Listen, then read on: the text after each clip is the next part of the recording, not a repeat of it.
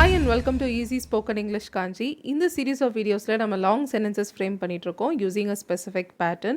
So இது வரைக்கும் நான் நிறைய வீடியோஸ் இந்த சீரீஸில் அப்லோட் பண்ணியிருக்கேன். அதோட பிளேலிஸ்ட் லிங்க் நான் மேலே அட்டாச் பண்ணியிருக்கேன். கண்டிப்பாக செக் அவுட் பண்ணி பாருங்கள். ஸோ இன்னைக்கான வீடியோஸில் சில சென்டென்சஸ் அண்ட் இன்னைக்கான எக்ஸசைஸ் கொஸ்டின்ஸும் இருக்குது. So without any further delay let's get started. So first நம்ம லாஸ்ட் வீடியோவில் கொடுத்துருந்த எக்ஸசைஸ் கொஸ்டினுக்கான ஆன்சர்ஸ் பார்த்துடலாம். அதுக்கப்புறம் இன்னைக்கான சென்டென்சஸ் தொடங்கலாம். ஸோ ஃபர்ஸ்ட் கொஸ்டின், நீ ரெக்வெஸ்ட் பண்ண ரிப்போர்ட்டை முடிக்கிற வரைக்கும் என்னால் அதை சப்மிட் பண்ண முடியாது. ஸோ லாஸ்ட் வீடியோவில் நம்ம பார்த்த பேட்டர்ன், நான் முடிக்கிற வரைக்கும் until I finish. எதனா report. until I finish the report. எந்த ரிப்போர்ட்? நீ ரெக்வெஸ்ட் பண்ண report. that you requested. until I finish the report that you requested. என்னால் அதை சப்மிட் பண்ண முடியாது. I won't be able to submit it or I can't submit it.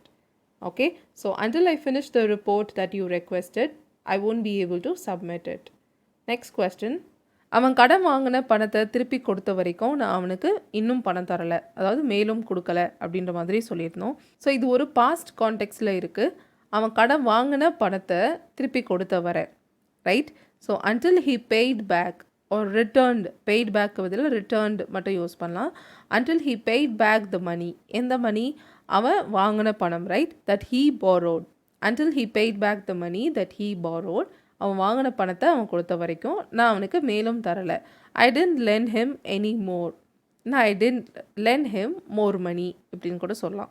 Okay, until he paid back the money that he borrowed. until clause with an adjective clause. the money that he borrowed இதுதான் adjective clause. அடுத்து இருக்கிறது main clause. I didn't lend him any more.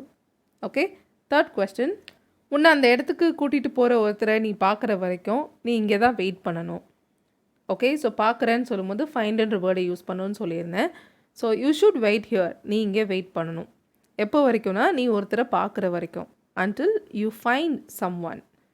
எந்த மாதிரி ஒருத்தர்? someone describe பண்ணி ஒரு sentence வந்திருக்கு. அந்த இடத்துக்கு கூட்டிகிட்டு போகிற ஒருத்தர். someone who can take you to that place. You should wait here until you find someone who can take you to that place. Okay, so அந்த இடத்துக்கு கூட்டிகிட்டு போகிற ஒருத்தர். ஸோ until கூடவே நம்ம ஒரு adjective clause சேர்த்து எழுதியிருக்கோம் with a main clause. You should wait here is the main clause.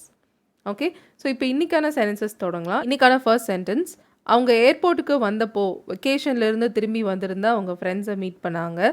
அவங்க ட்ரிப்புக்கு எங்கே போயிருந்தாங்கன்னு அவங்கக்கிட்ட கேட்டாங்க. ஓகே, ஸோ பெரிய சென்டென்ஸ் மாதிரி இருக்குது, but it is very simple if you know where to start. So பாருங்கள், அவங்க ஏர்போர்ட்டுக்கு வந்தப்போ, when they arrived at the airport. அதாவது ஒரு விஷயம் நடந்தப்போன்னு சொல்லும் போது நம்ம when யூஸ் பண்ணோம் இல்லையா? ஸோ அவங்க ஏர்போர்ட்டுக்கு வந்தப்போ, when they arrived at the airport. வெக்கேஷன்லேருந்து திரும்பி வந்திருந்த அவங்க ஃப்ரெண்ட்ஸ். ஸோ ஃப்ரெண்ட்ஸை டிஸ்கிரைப் பண்ணி ஒரு சென்டென்ஸ் வந்திருக்கு. என்ன சென்டென்ஸ்? வெக்கேஷன்லேருந்து திரும்பி வந்திருந்த அவங்களுடைய ஃப்ரெண்ட்ஸை மீட் பண்ணாங்க. கரெக்டாக? ஸோ இது எங்கேருந்து ஸ்டார்ட் பண்ணோம்? மீட் பண்ணாங்கன்றதுலேருந்து தான் ஸ்டார்ட் பண்ணணும். கரெக்டாக? அவங்க மீட் பண்ணாங்க. யாரை மீட் பண்ணாங்க? ஃப்ரெண்ட்ஸை. எந்த ஃப்ரெண்ட்ஸ்? அவங்க டிஸ்கிரைப் பண்ணி வந்திருக்க adjective clause-ஐ கடைசியாக எழுதணும். they met their friends who had just returned from their vacation. Okay, so they met their friends. அவங்க ஃப்ரெண்ட்ஸை மீட் பண்ணாங்க. எந்த ஃப்ரெண்ட்ஸ்னு சொல்லி ஒரு சென்டென்ஸ் சொல்லியிருக்கோம்.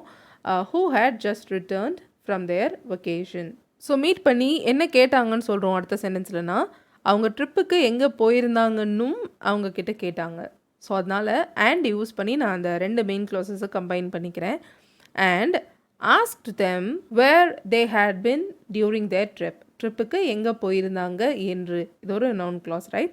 so where they had been during their trip. Okay, so இதில் என்ன பேட்டர்ன் இருக்குது அப்படின்றத பார்ப்போம். ஸோ when யூஸ் பண்ணி ஃபர்ஸ்ட் ஒரு clause எழுதியிருக்கோம். when they arrived at the airport. அடுத்து அந்த clauseக்கான ஒரு main clause. they met their friends. So இந்த மெயின் clauseலேயே ஒரு adjective clauseம் சேர்ந்து வந்திருக்கு ஃப்ரெண்ட்ஸை டிஸ்கிரைப் பண்ணி. So this is a main clause embedded with an adjective clause. அடுத்து இருக்கிறதும் ஒரு மெயின் clause தான். and they asked them. So they இல்லாமல் நம்ம இங்கே simply and asked them அப்படின்னு எழுதியிருக்கோம். இதுதான் இங்கே மெயின் clause. அது கூட வந்து ஒரு noun clause சேர்ந்து வந்திருக்கு. ஸோ ரெண்டு மெயின் clauses இருக்குது. one embedded with an adjective clause, the other one embedded with a noun clause. So initially ஒரு when யூஸ் பண்ண ஒரு clause இருக்குது. ஓகே, ஸோ நிறைய clauses இந்த மாதிரி போட்டு பேசலாமா? நிறைய பேர் என்கிட்ட கேட்பாங்க, சிம்பிளாக சொல்லாமே. பட் இந்த மாதிரி சொல்கிற சென்டென்சஸை நம்ம இப்படி தான் எக்ஸ்ப்ரெஸ் பண்ண முடியும். ஓகே, நிறைய கிளாஸஸ் இருக்குது, காம்ப்ளெக்ஸ் காம்பவுண்ட் ஸ்ட்ரக்சர்ஸ்லாம் சேர்ந்து இருக்குது தான். ஆனால் நீங்கள் மூவிஸில், டிவி ஷோஸில் இல்லை நேட்டிவ் ஸ்பீக்கர்ஸ் கூட கான்வர்ஸ் பண்ணும்போது இந்த மாதிரியான ஸ்ட்ரக்சர்ஸ், இந்த மாதிரியான பேட்டர்ன் தான் நீங்கள் ஃபாலோ பண்ணி பேச வேண்டியிருக்கும். That makes your English sound more natural and just ஒரு ஃப்ரீ ஃப்ளோயிங்காக இருக்கும். ஓகே, ஸோ நெக்ஸ்ட் கொஸ்டின் போகலாம். நீ உன்னுடைய அக்கா வேலை செய்கிற கடைக்கு போகும்போது அவளால் டின்னருக்கு வர முடியுமான்னு கேளு. ஸோ இது ஒரு சின்னதாக ஒரு பேராகிராஃப் மாதிரி இல்லை 2-3 சென்டென்சஸ் தான் இருக்குது. ட்ரை பண்ணலாம். when you go to the store where your sister works. நீ கடைக்கு போகும்போது when you go to the store.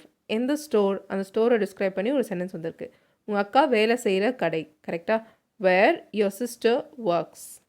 Okay, போகும்போது அவளால் டின்னருக்கு வர முடியுமான்னு கேளுன்னு சொல்கிறோம். ஸோ கேளு அப்படின்றது தான் இங்கே மெயின் கிளாஸ்.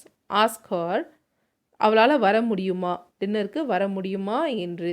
ஸோ இந்த மாதிரி இருக்கும்போது வெதர் ஆர் இஃப் நீங்கள் யூஸ் பண்ணி இந்த சென்டென்ஸை சொல்லணும் இல்லையா? ஸோ இது நவுன் கிளாஸ் சென்டென்சஸ். நவுன் கிளாஸோட பிளேலிஸ்ட் லிங்க் நான் மேலே அட்டாச் பண்ணியிருக்கேன், கண்டிப்பாக செக் அவுட் பண்ணி பாருங்கள். Ask her if she will be able to come for dinner. If or whether கூட யூஸ் பண்ணலாம். Ask her whether she will be able to come for dinner. Okay, so when you go to the store, இது வந்து ஒரு when use பண்ண ஒரு class. அதில் இருக்கிற noun, ஸ்டோர்ன்ற நவுனை describe பண்ணி ஒரு adjective clause வந்திருக்கு, வேர் யுவர் சிஸ்டர் ஒர்க்ஸ். அதில் இருக்கிற மெயின் கிளாஸ் பார்த்தீங்கன்னா ஆஸ்கர். அந்த மெயின் கிளாஸ் கூட ஒரு நவுன் கிளாஸ் சேர்ந்து வந்திருக்கு. So when clause with an adjective clause, main clause with a noun clause. இதுதான் இந்த சென்டென்ஸுடைய பேட்டர்ன். அந்த last question for today is, அவன் எக்ஸாமுக்கு படிச்சுட்டு இருந்தப்போ யூஸ்ஃபுல்லாக இன்ஃபர்மேஷன் தர மாதிரி ஒரு புக்கை அவன் ஃப்ரெண்டுக்கு கொடுத்தான். அவனை எக்ஸாம் முடிக்கிற வரைக்கும் இந்த புத்தகத்தை வச்சுக்கோன்னு சொன்னான்.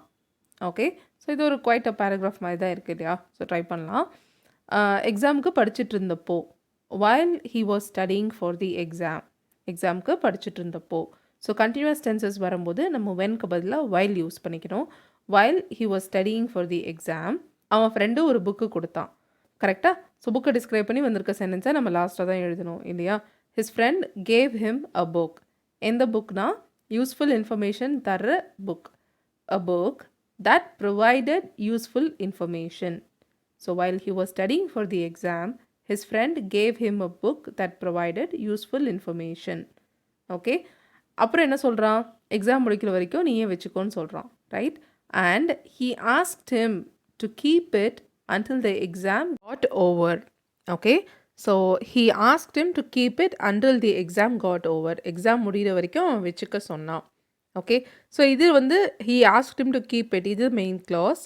அது கூடவே ஒரு until clause, அதாவது adverb clause using the conjunction until எழுதியிருக்கோம். Okay, while he was studying for the exam, his friend gave him a book that provided useful information and he asked him to keep it until the exam got over. So இதில் என்ன pattern இருக்குது? When use பண்ணி ஒரு class, so அதில் இருக்கிற main clause கூட ஒரு adjective clause சேர்ந்து வந்திருக்கு. அண்ட் இன்னொரு main clause with an adverb clause, until use பண்ணி ஒரு adverb clause. ஓகே, ஸோ இன்றைக்கி நம்ம சில கம்பைன்ட் பேட்டர்ன்ஸ் தான் பார்த்தோம். One particular pattern through out all the 3 sentences பார்க்காம கம்பைன்ட் பேட்டர்ன் பார்த்துருக்கோம். ஸோ எக்ஸாம்பிள்லேயும் நான் அந்த மாதிரி சில சென்டென்சஸ் கொடுத்துருக்கேன் உங்களுக்கான எக்ஸசைஸ் கொஸ்டின்ஸ்லேயும். ஸோ பாருங்கள். உன்னுடைய கல்யாணத்தில் டான்ஸ் ஆடிட்டு இருந்த உன்னுடைய ஃப்ரெண்ட்ஸை பார்த்தப்போ நானும் அவங்க கூட சேர்ந்து ஆடினேன், நான் ரொம்ப என்ஜாய் பண்ணேன். ஸோ அண்ட் யூஸ் பண்ணி லாஸ்ட்டாக இருக்கிற ஆடினேன் அண்ட் நான் ரொம்ப என்ஜாய் பண்ணேன் அப்படி கம்பைன் பண்ணுங்கள். அடுத்தது, அவளுக்கு ரீசெண்டாக அசைன் ஆகியிருக்கிற ப்ராஜெக்டை பற்றி என்கிட்ட சொன்னப்போ யாருடைய உதவியும் இல்லாமல் எல்லாத்தையும் இவளால் எப்படி தனியாக செய்ய முடியுதுன்னு நான் நினச்சேன். ஸோ இந்த இடத்துல நினச்சேன் இந்த வேர்டுக்கு ஒண்டர் அப்படின்ற வேர்ப் யூஸ் பண்ணி எழுதுங்க. லாஸ்ட் ஒன், நாம் அவன்கிட்ட மறைச்சி வச்சிட்ருக்க பிளானை பற்றி அவனுக்கு கடைசியாக தெரிய வரும்போது அவன் நம்ம மேலே கோவப்பட போகிறான். ஓகேவா? ஸோ கண்டிப்பாக உங்களோட ஆன்சர்ஸ் ட்ரை பண்ணி எனக்கு காமெண்ட் பண்ணுங்கள். இதுக்கான ஆன்சர்ஸை நான் நெக்ஸ்ட் வீடியோவில் கொடுக்குறேன். தேங்க்யூ ஸோ மச் ஃபார் வாட்சிங் this video till the very end. I'll see you all in the next video. Till then, take care and bye.